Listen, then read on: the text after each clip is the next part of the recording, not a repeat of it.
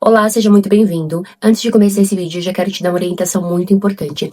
Essa é uma das séries que eu tô fazendo aqui no canal, Fundamentos da Fé. Se você não tem acompanhado, já começa a acompanhar para você não perder nenhum capítulo. E esse vídeo é a parte 2 de quem é o Espírito Santo, o que ele faz. Então, para você ter um entendimento melhor, ter uma experiência melhor, eu te convido a assistir a parte 1 desse vídeo e depois voltar para a parte 2, porque eu tenho certeza que você vai ter um entendimento melhor, até gostar melhor de todo esse conteúdo. E para você que já assistiu a parte 1 e tá aqui na parte 2, me conta o que você achou, o que você tem achado e se inscreve no canal e chama mais gente pra gente maratonar juntos. Bora lá. O Espírito Santo une você a Cristo. Isso aqui é o centro do Evangelho, isso aqui é a parte mais descorruptível que nós temos.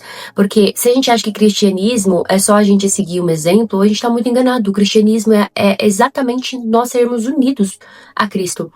A Bíblia vai dizer que pela fé nós estamos em Cristo, mas isso aqui não é algo distante. Isso aqui acontece dentro da nossa realidade. Quando a gente vai para 1 Coríntios 12:13, Paulo vem dizendo que fomos batizados em um só Espírito e em um só corpo. Então, o Espírito é quem faz Cristo não ser uma ideia distante, mas uma realidade que está presente no nosso dia a dia. Então, ele une Cristo crucificado e ressuscitado. E quando a gente começa a entender isso, você começa até a olhar de uma forma totalmente diferente. Então você entende que se você está unido a Cristo, tudo que é de Cristo começa a operar dentro de você?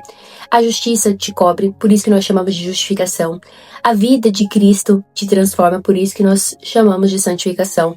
A esperança de Cristo te sustenta e por isso que a gente chama de perseverança. Então, sem o Espírito Santo, nada disso iria acontecer ou tudo viraria performance. Viraria um show e não viraria aquilo que nós acreditamos. Um quarto tópico é a gente entender que é o Espírito que ilumina as Escrituras e cria fome pela palavra, né? Muita gente acaba buscando direção fora da palavra, busca direção em amigos, em situações, em pessoas, né? Mas é o Espírito Santo que justamente inspirou a Escritura para ela não se contradizer. Então ela tem que ser a nossa única fonte de revelação. Única não, mas eu acho que é a maior fonte de revelação.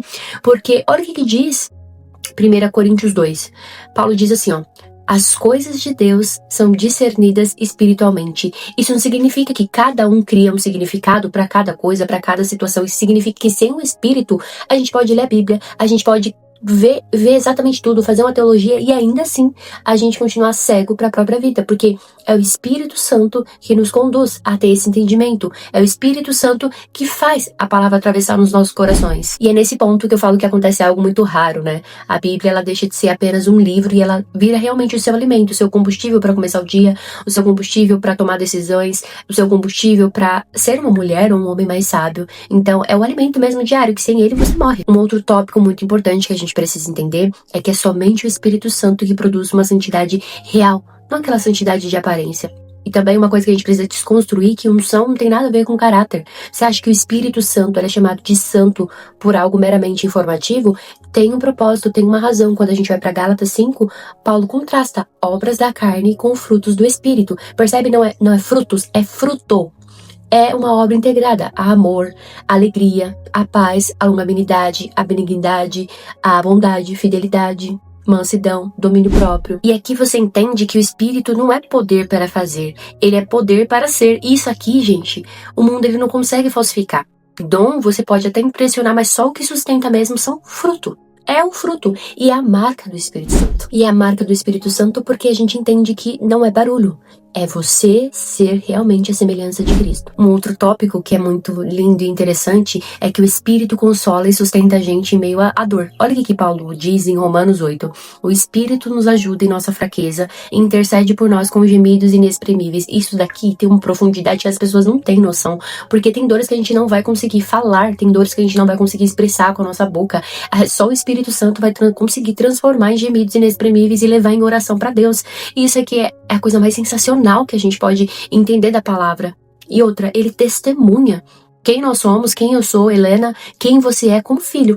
Não tem outra forma de testemunhar. Isso aqui não é uma fé de doutrina, é a adoção realmente sentida, a adoção do Abba Pai, sou filha, sou filho. E quando a gente entende isso, gente, acho que é a coisa mais incrível que a gente pode entender, porque não é um misticismo barato. Isso daqui é a presença de Deus nos sustentando, mesmo quando a nossa fé parece pequena, mesmo quando a nossa fé parece esquecida. É o Pai dizendo, eu estou vendo e eu sustento. Um outro tópico que a gente precisa também entender e abordar é que o Espírito capacita a igreja para testemunhar de Cristo.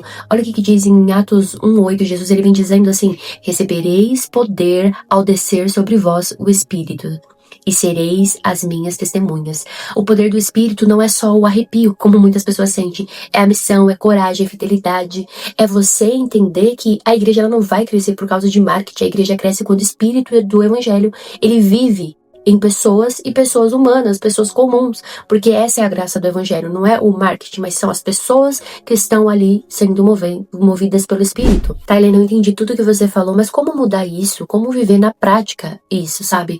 E isso aqui eu quero que você aterre no seu coração, se possível você escreva em folhas, deixe lembrete pra você poder entender tudo isso que eu vou te falar. Quando a Bíblia diz e fala pra gente andar no Espírito, não é pra gente andar em transe, é pra gente viver sobre o governo do Espírito Santo. E tem uma frase que eu acredito que ela elimina toda essa confusão, que ela diz que andar no Espírito é depender de Cristo pela palavra com obediência em tudo. Não é espetáculo, é um caminho que você escolhe seguir.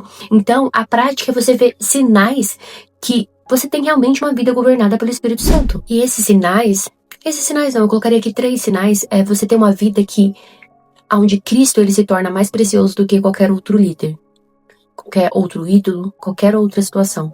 Cristo ele passa a ser o centro mesmo. E o segundo sinal é que você passa a lutar contra o pecado de uma forma que aonde você luta quando você cai, você não se desespera. Você corre pra graça, mas também você não fica ali aterrado na lama. O Espírito Santo não te deixa confortável pra pecar, mas também não te deixa desesperado quando você pecou, você caiu, você errou. Ele te dá a convicção de que tem um caminho a percorrer, tem confissão, tem que fazer arrependimento, então ele te dá esse discernimento. E o terceiro sinal é você ama a comunhão e não o segredo. Então a gente precisa entender que o pecado ele cresce no isolamento, mas a santidade ela cresce na luz. Que você possa sair desse vídeo entendendo que o Espírito Santo não é um acessório da vida cristã. E a pergunta final que eu faço aqui não é se você já sentiu algo, é se você já pertence a Cristo, porque Romanos diz, se alguém não tem o Espírito de Cristo, esse tal não é dele. Então a boa notícia é que Deus ele não dá o Espírito para os fortes, ele dá para os que se rendem a Cristo. E o convite de Deus para nós hoje é simples, que a gente pare de tratar o Espírito como uma sensação, que a gente possa se render ao Deus vivo, sabendo que ele habitando em nós é para glorificar Jesus. Um beijo, até a próxima.